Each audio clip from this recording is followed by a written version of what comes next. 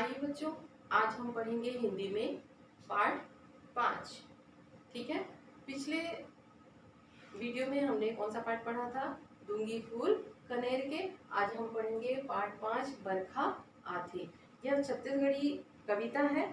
ठीक है। और इसके कवि हैं श्री लाला जगदलपुरी। इसमें लाला जगदलपुरी ने यह बताया है कि लोगों का कहना है कि जो परिवर्तन है वह इस संसार का नियम है, जिसके कारण समय अनुसार धरती अपना स्वरूप बदलती है। ठीक है। कभी इस धरती पर वर्षा तो कभी गर्मी, कभी ठंड। इन ऋतुओं के अनुसार समय समय पर धरती का स्वरूप बदलता है। ठीक है। इन्हीं बातों को बड़े ही सुंदर ढंग से और इन ऋतुओं के कारण धरती पर क्या प्रभाव पड़ता है, ठीक है, तो इन बातों को दर्शाया गया है। और इसमें सबसे महत्वपूर्ण बात जो है कि ठंडी, गर्मी और बरसात, इनमें सबसे महत्वपूर्ण ऋतु जो है वह वर्षा ऋतु है। ठीक है। तो वर्षा ऋतु के बारे में कवि ने सुंदर ढंग से यह कविता प्रस्तुत की है। आइए हम पढ़ते हैं इसे। खेती ला होशियार बनाए बर भुइयां म बरखा आथे, जिंदगी ला ओसार बनाए बर भुइयां म बरखा आथे, सोन बनाए बर माटी ला, सपना ला सिरतोन बनाए बर, आंसू ला बनिहार बनाए बर भुइयां म बरखा आथे। इसमें कवि लाला जगदलपुरी कहते हैं कि वर्षा जो है यह फसलों को, इस धरती पर जो फसल है उसकी पैदावार के लिए, उसकी पैदावार को मजबूत बनाने के लिए इस धरती में आती है। कौन? वर्षा। हमारे जीवन को सुखमय बनाने के लिए वर्षा धरती में आती है और क्या करती है कि यहाँ की मिट्टी को, इस धरती की मिट्टी को सोना बनाने के लिए अर्थात उपजाऊ बनाने के लिए इस धरती पर आती है और किसानों के सपनों को सच करने के लिए इस धरती पर आती है।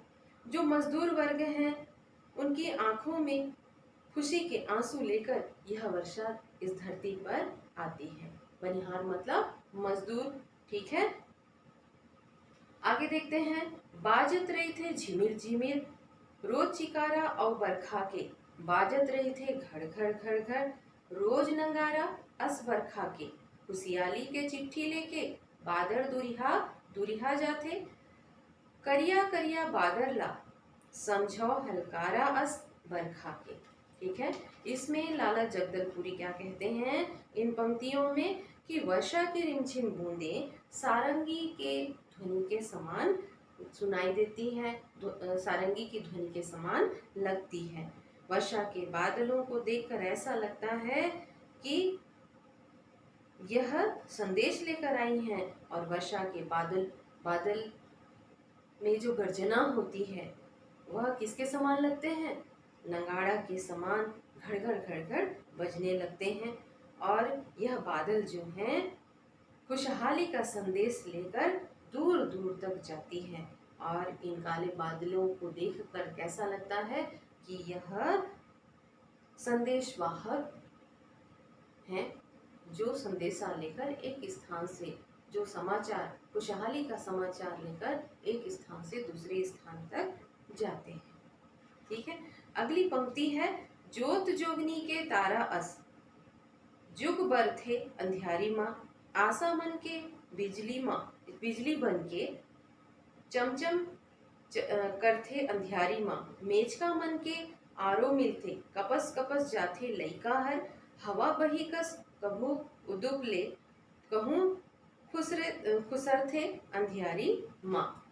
इसमें कवि लाला जगदलपुरी क्या कहते हैं कि वर्षा ऋतु के समय अंधेरी रात में, जब घनी अंधेरी रात होती है तो उस समय पर रात्रि के समय जुगनू जो है वह तारों की तरह टिमटिमाते रहते हैं, है ना। राहगीरों की उम्मीदों की किरण बनकर जुगनू बिजली की तरह चमकते हुए अर्थात तारे की तरह टिमटिमाते हुए लोगों को राह दिखाते हैं।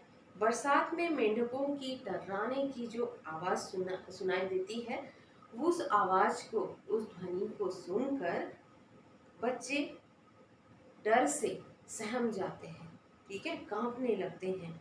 अचानक हवा पागल स्त्री के समान तेज चलने लगती है और अंधेरे स्थान में प्रवेश कर जाती है।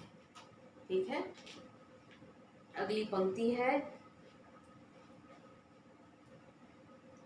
कहूँ तो रई तुमा रमकेलिया झूलत होवे बखरी माँ। कहूँ करेला कुंदरू और रखिया फूलत होवे बखरी माँ। कहूँ कहूँ जरी हा लामे होही बरबट्टी हा ओर में होही खुश होके लइका पिचका मन बुलत होही बखरी माँ। इन पंक्तियों में लाला जगदलपुरी क्या कहते हैं कि जो वर्षा के समय पर जो बगीचे हैं, ये जिसको हम बाड़ी कहते हैं, ठीक है, बाड़ी की सुंदरता बढ़ जाती है। सब्जियां जहाँ लगाई जाती, जिसे फार्म हाउस भी कहा जाता है, उसकी सुंदरता बढ़ जाती है। बाड़ी में कहीं तोरई, लौकी, भिंडी लटकते हुए दिखाई देते हैं, कहीं पर करेला, कुंदरू और रखिया में फूल लगे हुए दिखाई देते हैं। बाड़ी में कहीं जरी मतलब छत्तीसगढ़ में खाया जाता है और एक स्थान में खाया जाता होगा, लेकिन छत्तीसगढ़ में यह महत्वपूर्ण सब्जी है ना, काफी स्वादिष्ट सब्जी है ये। बरबट्टी लटकते दिखाई देते हैं।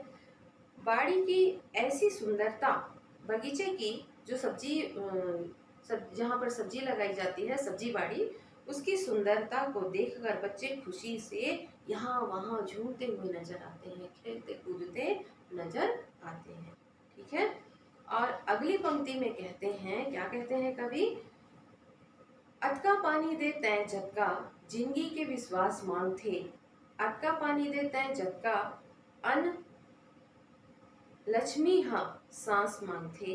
मोर देश के गांव गांवला अतका पानी दे तय बरखा जतका पानी पनिहारिन ला तरिया तीर प्यास मांग थे। ठीक है, इसमें कवि कहते हैं, निवेदन कर रहे हैं, ठीक है, किससे, वर्षा से। क्या निवेदन करते हैं कि इतना, हे वर्षा ऋतु, हे वर्षा, तुम इतना पानी बरसाओ जिससे जीवन की निराशा दूर हो जाए, ठीक है, और जीवन पर भरोसा हो जाए। इतना पानी बरसाओ जितना जिस पानी से अन्न की वृद्धि हो, कोई भूखा ना रहे। मेरे देश के प्रत्येक गांव में इतना पानी बरसाओ जितना तालाब के किनारे खड़ी पनिहारिन, जो पानी भरने जाती है ना, पानी भरने वाली स्त्री, है ना, तो पनिहारिन अपने बर्तनों में जितना पानी भरना चाहती है उतना पानी वह निश्चिंत होकर भर सके। ठीक है, और पूरे गांव में खुशहाली का वातावरण छाया रहे। किसके कारण, वर्षा के कारण। तो वर्षा की सुंदरता और वर्षा के महत्व को कवि लाला जगदलपुरी ने बड़े ही सुंदर ढंग से इस कविता के माध्यम से बताया है। तो इस कविता को आप जरूर पढ़ लीजिएगा, है ना, तभी आपको समझ में आएगा। आप पढ़ोगे नहीं तो कुछ भी समझ में आपको नहीं आएगा। यहाँ हम लोग पढ़ा रहे हैं, लेकिन आपको भी पढ़ना जरूरी है। ठीक है, थैंक यू।